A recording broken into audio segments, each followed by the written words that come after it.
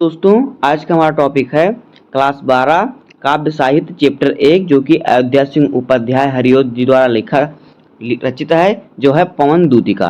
तो दोस्तों आज की वीडियो में हम पवन दूतिका चैप्टर का जो चैप्टर है इससे पद्यांशों पर आधारित जो प्रश्न है इसको जानेंगे। अगर आपने इसकी पवन दूतिका की व्याख्या का वीडियो नहीं देखा है तो आप चैनल पर जाके देख सकते हैं, उसका वीडियो भी बन चुका है। तो आइए इसका हम जो पद्यांशों पर आधारित प्रश्न उत्तर है इसको देखते हैं। तो आइए वीडियो को स्टार्ट करते हैं। देखिए पहला हमारा पद्यांश क्या है। पहला देखिए हमारा पद्यांश क्या है। प्रश्न है दिए गए पद्यांशों को पढ़कर उन पर आधारित प्रश्नों के उत्तर लिखिए। तो देखिए पहला पद्यांश क्या है।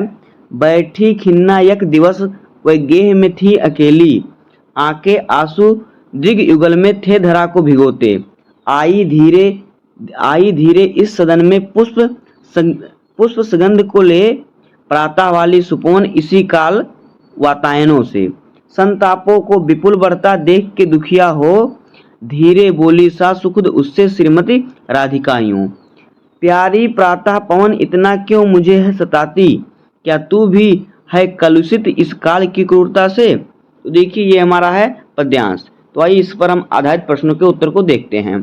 तो देखिए पहला प्रश्न देखिए हमारा क्या है। पहला प्रश्न हमारा है उपयुक्त पद्यांश के शीर्षक और कवि का नाम लिखिए। तो देखिए इसके जिसका जो शीर्षक है इस हमें यहाँ पे क्या संदर्भ लिखना है। तो देखिए क्या हो जाएगा। प्रस्तुत पद्य महाकवि अयोध्या सिंह उपाध्याय हरिओद द्वारा रचित प्रिय प्रवास से हमारी पाठ्य पुस्तक काव्यांजलि के संकलित पवन दूतिका शीर्षक के काव्यांश से उद्धत है। तो ये हमारा हो गया इसका क्या, इसका हो गया हमारा संदर्भ। अब हम क्या करेंगे, अब इसको हम रेखांकित अंश की व्याख्या हमारा है। अगला प्रश्न हमारा रेखांकित अंश की व्याख्या कीजिए। तो अब हम रेखांकित अंश की व्याख्या करेंगे। तो आइए इसको करते हैं। तो देखिए हमारा रेखांकित अंश क्या है। प्यारी प्रातः पवन इतना क्यों मुझे है सताती, क्या तू भी है कलुषित इस काल की क्रूरता से। तो देखिए इसकी व्याख्या का तो वीडियो बन चुका है, लेकिन यहाँ पे जो अंडरलाइन है उसको व्याख्या फिर से कर देते हैं एक बार, क्योंकि रेखांकित अंश की व्याख्या पूछ रहा है। तो देखिए उत्तर क्या हो जाएगा। पहले हेडिंग डाला हमने रेखांकित अंश की व्याख्या। तो देखिए प्रातःकालीन सुखद वायु पुष्पों की सुगंध लेकर धीरे से खिड़कियों के रास्ते उस घर में प्रविष्ट हुई जो राधा घर में बहुत ही दुखी होकर अकेली बैठी थी। वायु संयोग में सुखद लगती, यानी वायु तो हमेशा सुख देने वाली होती है, लेकिन वह वही वियोग में दुख बढ़ाने वाली सिद्ध हुई है। वही जो वायु है वो जब वियोग में है तो उन्हें दुख दे रही है। अतः उस वायु के कारण अपनी व्यथा को और बढ़ता देखकर राधा बहुत दुखित होकर उससे बोली कि हे प्रातःकालीन वायु, तू मुझे इतना क्यों सता रही है, क्या तू भी मेरे भाग्य की कठोरता से प्रभावित होकर दूषित हो गई है। अर्थात समय या भाग्य तो मेरे विपरीत हैं ही, पर क्या तू भी उससे प्रभावित होकर मेरा दुख बढ़ाने पर तुली है, जबकि सामान्यतः तू लोगों को सुख देने वाली मानी जाती है। तो ये हो जाएगा रेखांकित अंश की व्याख्या। भाई देखते हैं अगला प्रश्न क्या है। अगला प्रश्न देखिए क्या है। घर में दुखी होकर एक दिन अकेली कौन बैठी थी या बैठा था। तो देखिए एक दिन राधा घर में दुखी होकर अकेली बैठी हुई थी। अगला प्रश्न है फूलों की सुगंध से युक्त होकर राधा के घर में किसने प्रवेश किया। तो देखिए फूलों की सुगंध से युक्त होकर राधा के घर में प्रातःकाल सुखद वायु ने प्रवेश किया। अगला प्रश्न देखिए राधा ने प्रातःकालीन वायु से दुखित होकर क्या कहा। तो उत्तर देखिए राधा ने प्रातःकालीन वायु से दुखित होकर कहा कि हे प्रातःकालीन वायु, तू मुझे इतना क्यों सताती है, क्या तू भी मेरे भाग्य की कठोरता से को प्रभावित होकर दूषी हो गई है। मेरे भाग्य की कठोरता से प्रभावित होकर दूषी हो गई है। ये हो जाएगा इसका प्रश्नोत्तर। हम देखेंगे अगला पद्यांश। तो देखिए अगला पद्य क्या है।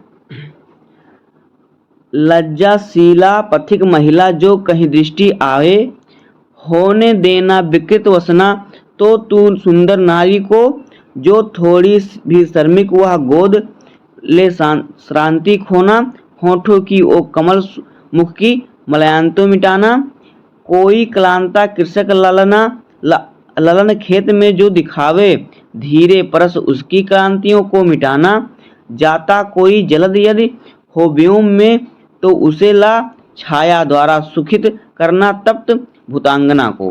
तो देखिए ये हमारा है पद्यांश। अब देखते हैं इस पे आधारित प्रश्नोत्तर। तो इसमें भी हमारा संदर्भ रहेगा पहले कि उपयुक्त पद्यांश के शीर्षक और कवि का नाम लिखिए। तो इसमें भी वही रहेगा कि प्रस्तुत पद्य महाकवि अयोध्या सिंह उपाध्याय हरिओद द्वारा रचित प्रिय प्रवास से हमारी पाठ्य पुस्तक काव्यांजलि में संकलित पवनदूतिका शीर्षक के काव्यांश से उद्धृत है। अगला प्रश्न हमारा है रेखांकित अंश की व्याख्या। तो देखिए हमारा रेखांकित अंश जो है कहाँ से, लज्जाशील से लेके कहाँ तक, मिटाना तक। तो यहाँ से हम इसकी रेखांकित अंश की व्याख्या करेंगे। तो देखिए क्या हो जाएगा, हमने पहले हेडिंग डाला रेखांकित अंश की व्याख्या, उसके बाद देखिए हे पवन, यदि तुझे मार्ग में कोई लाजवंती स्त्री दिखाई पड़े तो इतने वेग से ना बहना कि उसके वस्त्र उड़कर अस्त व्यस्त हो जाएं और उसका शरीर उजड़ जाए। यदि वह थोड़ी सी भी थकी दिखाई देती है तो उसे गोद में लेकर अर्थात उसके चारों ओर घेर कर उसकी थकान को मिटा देना, जिससे कि उसके सूखे होंठ और मुरझाए हुए कमल सदृश मुख प्रफुल्लित हो जाएं। अगला प्रश्न देखिए हमारा क्या है, राधा पवन दूतिका से राह में पथिकों के साथ कैसा व्यवहार करने को कहती है। तो देखिए राधा पवन दूतिका से राह में पथिकों के साथ परोपकार का व्यवहार करने को कहती है। अगला प्रश्न है, राधा ने पवन दूतिका को पथिक कृषक स्त्री के ऊपर किसके द्वारा छाया करने को कहा। तो राधा ने पवन दूतिका को थकित यानी जो थकी हुई हो कृषक स्त्री किसान की स्त्री के ऊपर मेघ द्वारा यानी बादलों द्वारा छाया करने के लिए कहा। अगला प्रश्न देखिए, कृषक ललना शब्द में कौन सा समास है। तो देखिए कृषक ललना यानी किसान का लड़का, कृषक ललना शब्द में क्या है, तत्पुरुष समास है। अगला प्रश्न देखिए, अगला हमारा है पद्यांश, देखिए क्या है, देखिए तू देखेगी जलद तन को जा वहीं तगंदता हो, होंगे लोने नयन उनके ज्योति उत्कीर्णकारी, मुद्रा होगी बदन की मूर्ति किसी सौम्यता की, सीधे सीधे वचन उनके सिक्त होंगे सुधा सी, नीले फूले कमल दल सी गात की श्यामता है, पीला प्यारा वसन कट में पहनते हैं फबीला, छूटी काली अलके मुख की क्रांति को है बढ़ाती, संद स्त्रियों में नवल तन की फुटती सी प्रभा है। तो देखिए इसमें भी हमें पहले संदर्भ लिखना पड़ेगा, उपयुक्त पद्यांश के शीर्षक और कवि का नाम, ये संदर्भ हमारा होता है। तो देखिए प्रस्तुत पद्य महाकवि अयोध्या सिंह उपाध्याय हरिओद द्वारा रचित प्रिय प्रवास से हमारी पाठ्य पुस्तक काव्यांजलि में संकलित पवनदूतिका शीर्षक के काव्यांश से उद्धृत है। तो देखिए अगला प्रश्न हमारा क्या है, रेखांकित अंश की व्याख्या। तो देखिए रेखांकित अंश हमारा कहाँ से, नीले फूल से लेके फुटती सी प्रभा। तो देखिए इसका हम रेखांकित अंश की व्याख्या करेंगे।